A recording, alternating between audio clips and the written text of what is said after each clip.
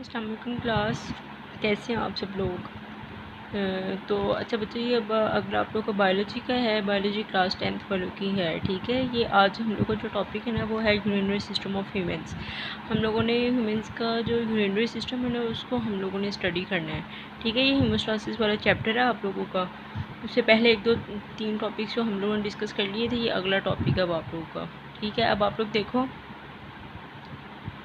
Urinary system में basically मतलब ये जो एक सिस्टम आपको नज़र आ रहा है ना, जिसके अंदर आपकी किडनीज भी हैं, ठीक है। फिर इसके बाद यूरिटर है, फिर ब्लैडर है, फिर यूरिथ्रा है, ठीक है। इस सारे सिस्टम को जब हम इकट्ठा करते हैं ना, उसको हम यूरिनरी सिस्टम का नाम दे देते हैं, ठीक है।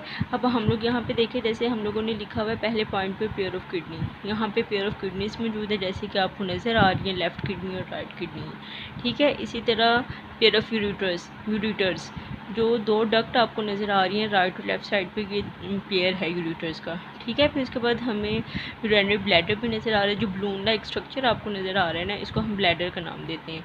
फिर आगे आपका आ रहा है यूरिथ्रा, ठीक है। नीचे एक ट्यूब लाइक स्ट्रक्चर है जिसको हम यूरिथ्रा कहते हैं।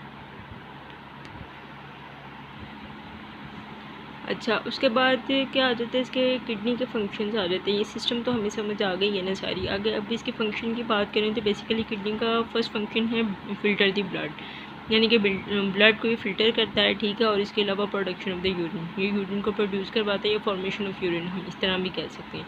फिर आगे हम ब्लैडर की बात करें, जो हमने बलून लाइक स्ट्रक्चर देखा था, बेसिकली इसका क्या काम होता है, ये टेम्परेरी स्टोर द यूरिन, यानी कि ये टेम्परेरी तौर पर क्या करता है, जो यूरिन होता है उसको अपने अंदर स्टोर कर लेता है, ठीक है।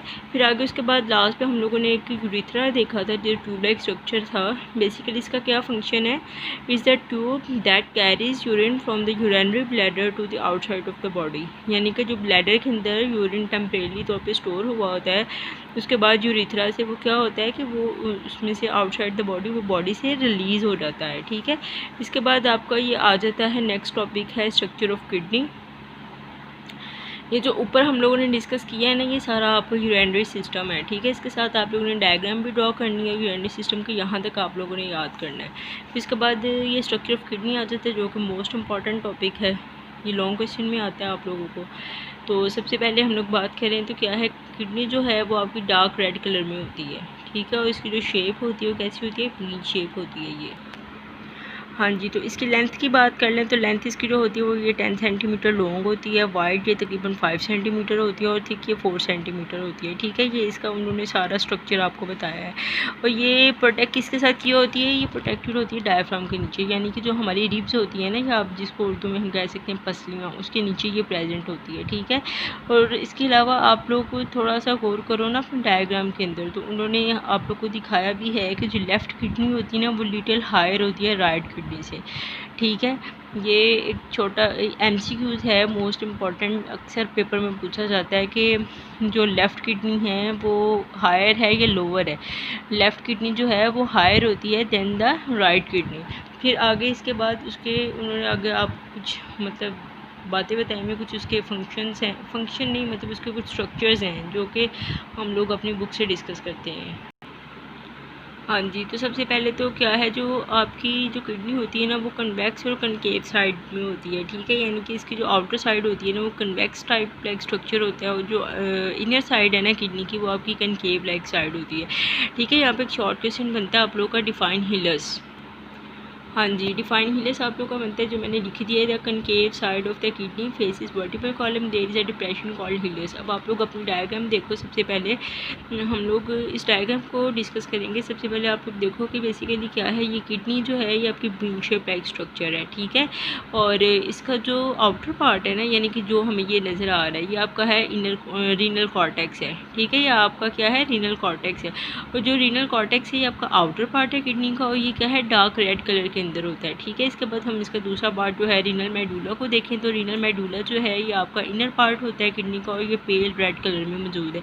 पेल रेड का मतलब है यानी कि लाइट इन कलर होता है, ठीक है। फिर उसके बाद रीनल मेडुला जो है इसके अंदर छोटे छोटे यानी कि कोन्स लाइक स्ट्रक्चर मौजूद हैं, जैसे कि ये आप लोग को नज़र भी आ रहे हैं, जो कोन लाइक स्ट्रक्चर है ये मौजूद है, जिसको उन्होंने क्या नाम दिया हुआ है, रीनल पैरामिड्स का नाम दिया हुआ है, ठीक है। और इसके बाद जो रीनल पैरामिड्स है ना, इसके अंदर एक फनल शेप्ड कैविटी मौजूद है जिसको रीनल पेल्विस कहते हैं। जैसे ये आप लोग देखो, ये रीनल पेल्विस है। अब ये वाली रीनल पेल्विस है, ये देखो इसकी जो शेप है ना, फनल लाइक स्ट्रक्चर। फनल किसको बोलते हैं? जैसे कुप्पी सी नहीं होती जिसके अंदर हम ऑयल वगैरह जिसे हम डालते हैं, इस तरह का इसका स्ट्रक्चर है, ठीक है।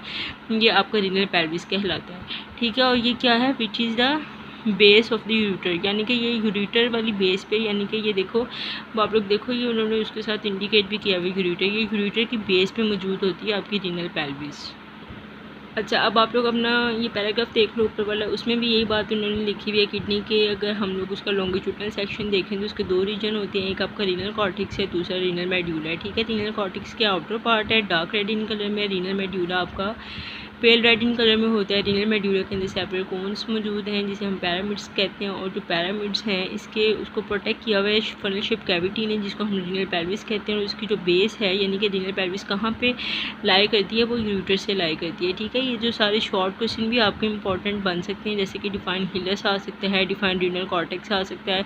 ये ज़्यादातर ये इस तरह पूछा जाता है, difference between renal cortex and renal medulla. Most important है ये शॉर्ट क्वेश्चन जो मैंने बताया है, difference between renal cortex and renal medulla. इन दोनों के अंदर फ़र्क है, आप लोगों ने अच्छी से ये इसको याद कर लेना है, ठीक है। और रीनल पैरामिड जो है ये भी शॉर्ट क्वेश्चन के लिए इंपॉर्टेंट है, रीनल पेल्विस भी आपको शॉर्ट क्वेश्चन के लिए इंपॉर्टेंट है। हाँ जी, उसके बाद फर्दर आगे बात करें तो आगे आ जाता है फंक्शन ऑफ न्यूफ्रॉन। बेसिकली आपकी जो किडनी है इसके जो फंक्शनल यूनिट होता है ना वो न्यूफ्रॉन होता है। हर किडनी के अंदर तकरीबन 1 मिलियन न्यूफ्रॉन्स प्रेजेंट होते हैं। मोस्ट इंपॉर्टेंट MCQs के हर किडनी के अंदर कितने न्यूफ्रॉन्स प्रेजेंट होते हैं? ओवर 1 मिलियन न्यूफ्रॉन्स आपके प्रेजेंट होते हैं। अब आप लोग देखो ये मैंने अंडरलाइन भी कर दिया है, 1 मिलियन न्यूफ्रॉन्स आपके प्रेजेंट होते हैं। तो हर न्यूफ्रॉन के 2 पार्ट्स हैं, एक रीनल कॉर्पस्कल्स है एंड रीनल ट्यूब्यूल है, ठीक है। रीनल ट्यूब्यूल की हम बात करें तो ये रीनल कॉर्पस्कल्स की बात करें तो ये ट्यूबुलर नहीं होता है, ठीक है। इसके आगे फर्दर 2 पार्ट्स आ जाते हैं, ग्लोमेरुलस एंड बॉमन कैप्सूल। ये भी मोस्ट इंपॉर्टेंट शॉर्ट क्वेश्चन है आप लोगों का।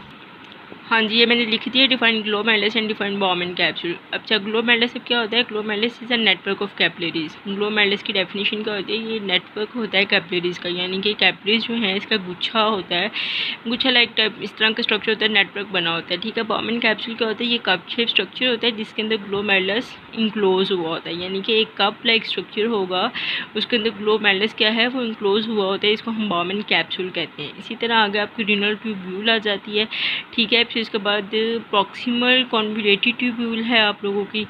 अच्छा, अब फर्स्ट जो आपकी आ जाती है ना न्यूफ्रॉन, उसका जो फर्स्ट पार्ट होता है ना, फर्स्ट पोर्शन आप जिसको कह लो, वो आपकी है प्रॉक्सिमल कॉन्वोल्यूटेड ट्यूब्यूल। उसके बाद यू शेप स्ट्रक्चर आएगा जिसको हम लॉब ऑफ हिनल कहेंगे। जो लास्ट इसका पोर्शन होता है ना रीनल ट्यूब्यूल का, वो आपका डिस्टल कॉन्वोल्यूटेड ट्यूब्यूल होता है। ये इंशाल्लाह हम लोग डायग्राम के अंदर इसको करते हैं, आगे देखते हैं, इसको डिस्कस करते हैं। फिर आगे कलेक्टिंग डक्ट है जिसको हम यूरेटर का नाम भी देंगे, और वो आपकी कलेक्टिंग डक्ट होती है। हम आगे डायग्राम में देखते हैं इसको। हाँ जी बच्चों, अब ये आ गई है जी आपको न्यूफ्रॉन का स्ट्रक्चर आ गया। ये देखो नीचे लिखा हुआ है द स्ट्रक्चर ऑफ न्यूफ्रॉन, ठीक है। यहाँ पे सबसे पहले जो है हम लोग यहाँ से स्टार्ट करेंगे। ये जो आपका स्ट्रक्चर है ना, ये देखो ये ग्लोमेरुलस है, ये यानी कि कैपिलरीज का गुच्छा है, ठीक है। इसके बाहर एक कप लाइक स्ट्रक्चर बना हुआ है जिसको उन्होंने बॉमन कैप्सूल का नाम दिया हुआ है, ठीक है। ये हम लोग को बात डिस्कस हो गई है, हमें क्लियर भी हो गई है। अब फिर आगे उन्होंने क्या कहा कि जो इसका फर्स्ट पोर्शन होता है ना, यानी ग्लोमेरुलस के बाद जो न्यूफ्रॉन का फर्स्ट पोर्शन है वो क्या कहलाता है? प्रॉक्सिमल कॉन्वोल्यूटेड ट्यूब्यूल, ठीक है। इसके बाद आगे आगे हम लोगों ने आते जाना है डिसेंडिंग लिम्स, यानी कि नीचे की तरफ आएंगे, फिर असेंडिंग जब ऊपर जाएंगे, यानी कि ये देखो अब आप लोग की ब्रीक से जो है यू शेप बन रही है, आपकी यू शेप बन रही है ना स्ट्रक्चर, इसको हम क्या कह रहे हैं? Loop of Hinal. ये आपका लूप ऑफ हिनल है। इसी तरह फिर आगे एरोज जा रहे हैं, फिर इसका जो लास्ट पोर्शन है इसको हम क्या कह रहे हैं? डिस्टल कॉन्वोल्यूटेड ट्यूब्यूल कह रहे हैं, ठीक है।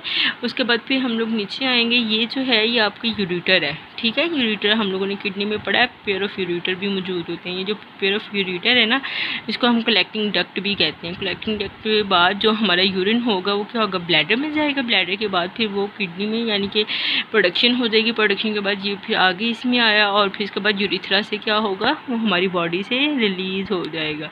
ये सारा उन्होंने किडनी का फंक्शन आपको बता दिया मैंने सारा डिटेल से। इसमें किसी किस्म की कोई प्रॉब्लम हुई तो बच्चों आप लोगों ने मेरे से पूछ लेना, और थैंक यू सो मच। अल्लाह हाफिज़।